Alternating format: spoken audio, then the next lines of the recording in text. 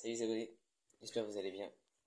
Aujourd'hui je continue de vous lire la Bible et nous sommes à l'Exode, au chapitre 15.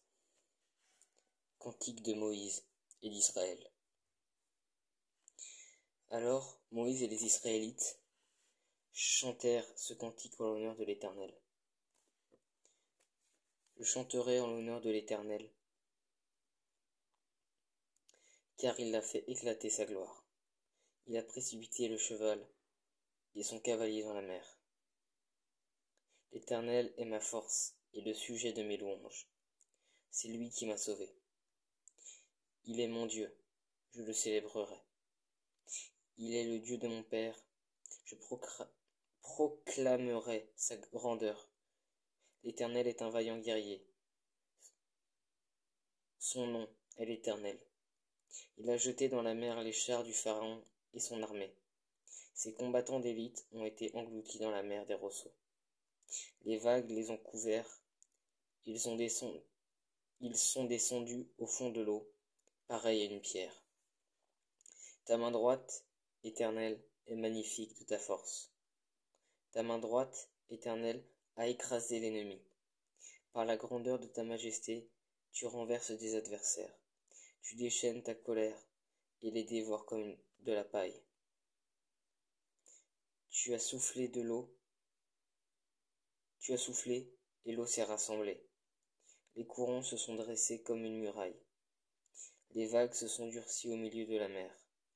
L'ennemi disait, je les poursuivrai, je les rattraperai, je partagerai le butin. Ma vengeance sera assouvie. Je tirerai mon épée. Ma main les détruira.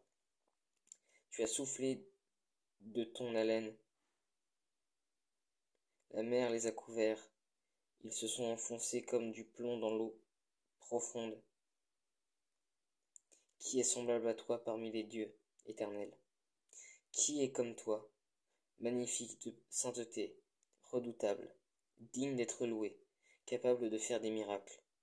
Tu as tendu ta main droite. La terre les a engloutis. Dans ta bonté, tu as conduit. Tu as racheté ce peuple. Par ta puissance, tu le diriges vers ta sainte demeure.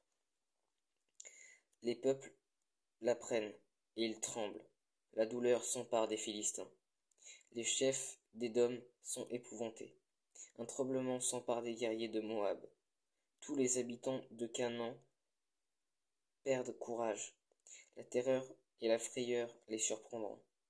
Devant la grandeur de ta puissance, ils deviendront muets comme une pierre, jusqu'à ce que ton peuple soit passé, Éternel, jusqu'à ce qu'il soit passé, le peuple que tu as acquis. Tu les conduiras et les établiras sur la montagne de ton héritage, à l'endroit que tu as préparé pour ta demeure. Éternel, au sanctuaire, Seigneur, que tes mains ont fondé. L'Éternel régnera éternellement et à toujours. Oui, les chevaux du Pharaon, ses chars et ses cavaliers ont pénétré dans la mer, et l'Éternel en a ramené l'eau sur eux. Alors que les Israélites ont marché à pied sec au milieu de la mer,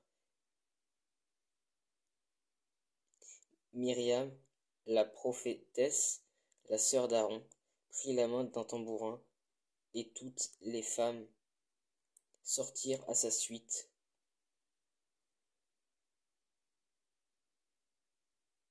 Avec des tambourins et en dansant. Myriam répondait aux Israélites, chantez en l'honneur de l'Éternel, car il a fait écraser sa gloire. Il a précipité le cheval et son cavalier dans la mer.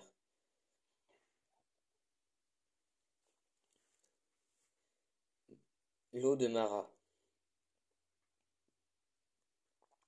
Moïse fit partir Israël de la mer des Roseaux, et ils prirent la direction du désert de Shur. Après 3 journées de marche dans le désert, ils ne trouvèrent pas d'eau. Ils arrivèrent à Mara, mais ils ne purent pas boire l'eau de Mara parce qu'elle était amère. C'est pourquoi cet endroit fut appelé Mara. Le peuple murmura contre Moïse en disant, que boirons-nous? Moïse cria à l'Éternel, et l'Éternel lui indiqua un morceau de bois qu'il jeta dans l'eau, et l'eau devint douce. Ce fut là que l'Éternel donna au peuple des prescriptions et des règles. Ce fut là qu'il le mit à l'épreuve. Il dit, si tu écoutes attentivement l'Éternel, ton Dieu, si tu fais ce qui est droit à ses yeux, si tu prêtes l'oreille à ses commandements, et si tu obéis à toutes ses prescriptions, je ne te frapperai d'aucune des maladies dont j'ai frappé les Égyptiens, car je suis l'Éternel, celui qui te guérit. Ils arrivèrent à Élim, où il y avait 12 sources d'eau et 70 palmiers. Ils campèrent là, près de l'eau. Voilà, c'était le chapitre 15 de l'Exode. J'espère que ça vous a plu. Si vous avez des questions, comme d'habitude, n'hésitez pas à les poser dans les commentaires ici sur TikTok ou sur YouTube. Et soyez bénis.